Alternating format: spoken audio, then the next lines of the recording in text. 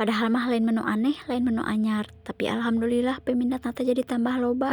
Eta we atuh da tiap aya nu jajan teh makaroni basah, pisang keju, makaroni basah, pisang keju. Teu pelanggan jauh, teu pelanggan tetangga deket imah. Jarajana teh makaroni basah we jeung pisang keju. Padahal mah menu jualan di warung abi teh loba nya. Tapi tiap aya nu jajan nu ditanyakeun teh makaroni basah we jeung pisang keju. Matak marane ulah barosan nya ningali postingan abdi anu isina teh tentang makaroni basah we jeung pisang keju. Tah lanjut ieu teh di dieu abi keur nyen pesanan makaroni basah jeung pisang keju. Makaroni basahna 2 porsi terus pisang keju mah kur saporsi. Ieu teh pesanan barudak duaan ieu tapi poho eta teh barudak orang Manglid apa orang Cimanggu. Terus di Joge ya barudak anu karek mulang ti Gunung Sabak tapi ngahaja nyimpang jarajan heula di warung abi. Sarua ieu ge jarajan makaroni basah jeung pisang keju terus jarajan minuman. Terus lanjut ka sorena ieu aya nu ngahaja jauh-jauh ti Bobojong jajan ka warung abi. Coba di dieu anu apal teu Bobojong ti mana. Lain Bojongnya tapi Bobojong. Coba bayangkeun ti Bobojong ka warung abi jauh kan. Terus lanjut barudak ti Cimanggu jeung ti Lokantara anu hayang jarajan makaroni basah jeung pisang keju tapi beakeun. Jadina di dieu teh jarajan seblak jeung burger. Pokona mah halatur nuhun pisan ka sadayana anu tos ngahaja jauh-jauh jarajan ka warung abi.